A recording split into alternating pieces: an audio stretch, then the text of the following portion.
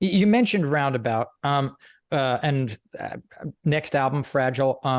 What was the band's first impression of what you and John had been working on with that song? I mean, who came up with the intro, first of all, I guess? Well, I'm sorry, I did. Yeah, yeah. I mean, Yeah. I'm a specialist, if not a maniac, about beginnings and endings. I've written most of Yes's beginning and ending. I'm not saying that with egotism, but when you look at it, a lot of the stuff that like Siberian Couture, exactly the same. I do write intros, and I love developing outros because what happens in the middle is anybody's game. But yeah, I've taken control, and I did have obviously, I mean, like, if you hear me playing on my own, you know it has to come from me because nobody tells me to play on my Yeah. own very often. There's enough of it already, for goodness sake. So, but then I believe I thought of the backward piano too, because somewhere else, the backward piano had come backward guitar had come in. That's right, with the Beatles doing George had done some backward guitar and things. So, I mean, backward piano, and we recorded an E minor backwards and a C major backwards, and sorry, recorded them forwards, obviously, and then played them back, and we all went, "Oh wow, that'll be great. How do we line it up?" So Eddie was great at this kind of thing, editing and lining up machines. So we got those chords to line up where they were on the record now, and I mean that again is the originality the band demanded. I mean, it's the opportunity for me to bring forward ideas that nobody had thought about. In fact, Roundabout has quite a contribution. Well, I mean, my contribution has been partly acoustic guitar. And Yeah. I used to worry that people wouldn't recognize who was playing the guitar because it wasn't number 175 or my other guitars that I used in the 70s, my electric work. And I was delighted that Roundabout was so successful because, there's a lot of acoustic guitar on there. And basically, it's me. But one of the secrets to that sound, if people want to play that intro, is not to use a plectrum, because I never do on stage. When I do those intros and midsection, and they're really playing with my thumb, not with my nail like classical guitarists, Hmm. because I don't do that anyway, because my nails are very short and I don't use that approach. Even on a Spanish guitar, I play it in quite a medieval way of using my thumb and my fingertips, which have to get used to it when they've had a bit of a holiday from it. But yeah, so intros, love them. Give me another intro to sort out. And look at A New and I mean, I could go on. Yeah. Look at Close to the Edge. Day, day, day, day. I mean, that was a Close to the Edge idea. Was totally. We've said this often, but John McLaughlin's Mahavishnu Orchestra were one of the most inspiring groups that yes, collectively enjoyed. We all had our favorite things we liked, but Mahavishnu was a wonderful band, and we were destined to play with them and admire them. And basically, we were trying to be a bit of Mahavishnu there by starting with a sort of improvisational feel, where it was what's going on, what's happening, instead of usually what an intro is. It establishes your attention and draws you in. And we did that in a different way with Close to the Edge. I mean, we had the Byrds, first of all, going through a Moog, Hmm. and then filtered with, various like great effects on it. So basically, then we go into hurtling into what sounds like improvisation. And Chris Squire was great here because he said, "Oh, you can't have improvisation without structure." And I go, "Yeah, okay, I agree with that. If everybody improvised, That's yes, we're such a never." bass player quote. Yeah, yeah, he's got to have some structure here. But Chris was so right, because sadly, and I say this quite seriously, sadly, yes, we're not really an improvising band. If we all improvised, it was chaos. I Well, mean, and really, that's why there's no recordings anywhere of us doing that, because we weren't any good at that. But what we could do is we set up some structure. That structure could come from me or could come from anybody. Get a structure, and then yeah, I'm an open book. I can improvise more or less on anything, whether it's one chord or 65 chords. I can do that. There's something I do, and many musicians can do that. Not everybody does it, and in a way, Chris wasn't so much of an improviser. He was very thoughtful, and he wanted structure, and that's what he gave to Close to the Edge. So going on behind what appears, to be a lot of crazy noodling, for me is a structure that's based on the riff that came out of Close to the Edge, which was quite complicated, and eventually we all play it together. And that's the marvelous thing about structure. It brings you together, but it allows also to be an invisible backdrop to something else. You know, another song off Fragile with a great guitar intro, and ironically, it came on my car last night, was Heart of the Sunshine. And The wow, sunrise. Yeah. Sunrise, I'm sorry. Yeah. Wow, I had forgotten how cool the bass playing is in that. Oh yeah. I mean, it's just it's almost funky. I mean, it's Oh yeah. Well, a couple of things happened there. Chris wrote that riff. We had that, and everybody thought it was great, you know. But we said, is it a bit King Crimson? Are you sure it's not King Crimson? Because King Crimson did have riffs a little bit like that nail-biting kind of edginess that Fripp was writing and things. So anyway, it passed the test. This was Yes, because what Yes did was we got tired of playing the riff. We said, well, where's the riff going? You know, what are we going to do with this riff? And so Bill Bruford verbally improvised. He kind of said this. He kind of leant off from the drums. He said, well, why don't we play something like blah, blah, blah, blah, blah, blah, blah, blah. You know, give me something like that. Blah, blah, blah. Give me something to do here. You know, I'm just, you know, he didn't like playing straight. He wanted some phrasings.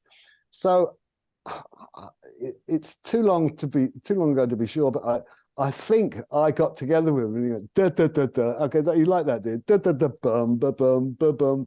So between Rick, me, and everybody else, you know, we got that hooky bit that ties it together, you know. So periodically, da, da, da, da, da, da, and very few people, other people that play it, ever get a couple of the beats right, or the way that we feel they're right, because da da da da da da da da da da da da da. Those are not in time. You know, I've heard people play them with a rigid beat behind, da da da da da da, and that's wrong.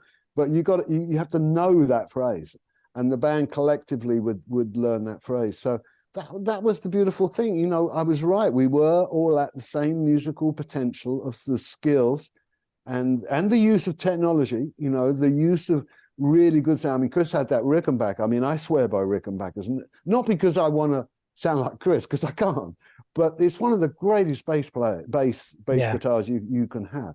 You know, sure, Fender Precision and Jazz, they're all over the world, but all over the place. But the Rickenbacker basses have a phenomenal character. Now, let me tell you something about that very brief.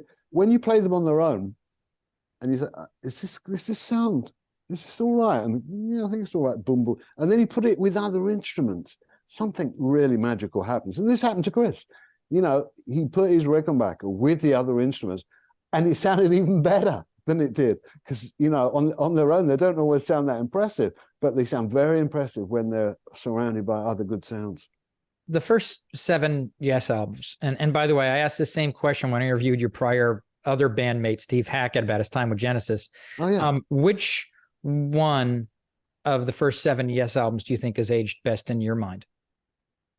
Well, I mean, I think there's 2 that have aged exceptionally well, you know, and that's Close to the Edge and Drama. You know, because Drama's, you know, was a refined version of Yes that appealed to some and not to others at that time. But over the years, has gained a kind of strength, not only by us playing the whole thing on stage in our album series tours that we do every now and again, and we were doing last year, of course, with the Close to the Edge album series. So basically, those albums have a lot of solidness. I mean, you know, we lucked out having Eddie off, and I give him credit where it's due. He had a Brit engineer skill, and he was leaning production, you know, so he was helping us pick takes. But he, you know, I watched him. I've watched all the engineers and producers I've worked with like a hawk. You know, I see what they're up to, and I'm thinking, yeah, I see. That's a good trick. And he was great with editing, you know, and that's fundamentally in the early years, there were only a few things you could do with sound, you know. But one of the things you could do that was very, very historic was editing. And therefore you could, you know, develop, you could rearrange the song, you know, much like we do today with Pro Tools. You could rearrange it by editing, or you could perfect the takes by editing between different takes. And that was seen to be, you know, but so Eddie's skill comes through on Close to the Edge. But there again, what happens on Drama is totally different, because there you've got a different kettle of fish altogether. You've got Hugh Padgham, who went on to be, you know, very successful with Phil Collins and Genesis and everything like that. But also Trevor Horn as a singer and writer, fantastic writer. So he comes in the band, and we were all getting more and more interested in how things sounded and what you could do. And, you know, so the teamwork on that, although Eddie did record some of the backing tracks for 3 weeks, you know, we didn't get on. There was no way we could do the whole album with Eddie, unfortunately. So that was a rekindling and a hopeful rekindling of our relationship that ended somewhere in the mid-70s with Eddie on being, you know, having a lot of fun on tours. And then it broke the pattern of us being able to work in the studio. So, but Drama had that teamwork. I mean, the amount of input on those records, you know, I've shown that I've had, you know, production ideas all the way through playing the guitar. But I mean, Trevor, you know, established himself as a producer, and then Hugh Padgham did as well. So we had an awful lot of help on that album. And, you know, like Close to the Edge, it's pretty outstanding. There's so much Yes history we can talk about, but I'd love to move on to your current album, Mirror to the Sky, which has come out to, I mean, fantastic acclaim from fans and critics alike. Is the 13-minute title track your favorite song on the album, or is it something else, and why?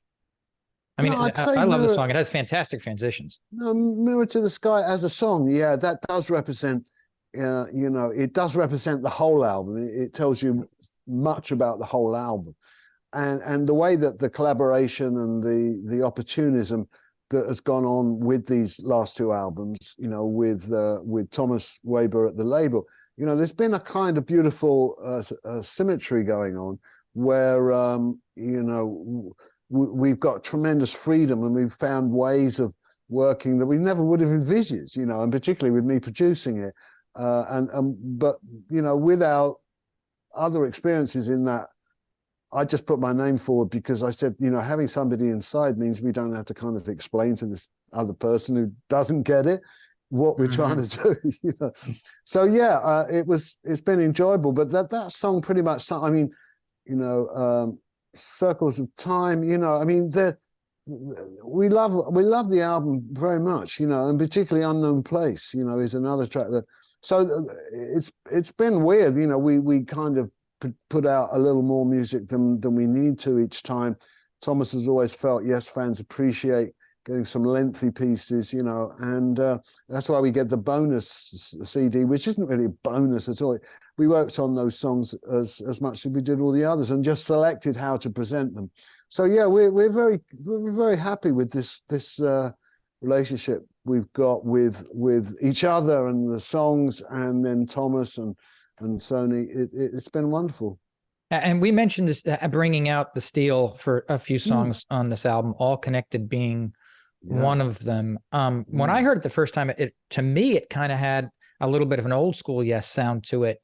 Was that something that you guys were going for, or was it just standing on its own and it just happened to come out that way? Or am I reading too much into it myself? No, I hope we never can lose that. I mean, if we lose that, we've really screwed up. So in a way, I think it is part and parcel that, you know, it's been a bit of a cliche. Many people have been saying, you know, the future has to be, well, in car design, I was just thinking, you know, they say this a lot, you know, when you get a new car, they say, oh, we've taken a lot from the older model. And in a way, I think yes, do that with our music. We can't lose all the great, you know, contributions of other people.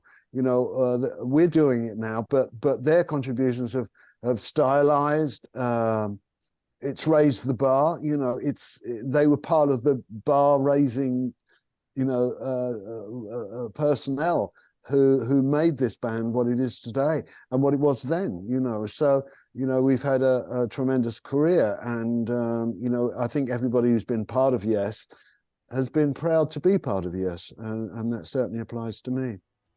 Steve, thank you so much for joining us and all of your time. I mean, it's been an absolute pleasure. Great. Well, nice talking to you, David. Ladies and gentlemen, Steve Howe.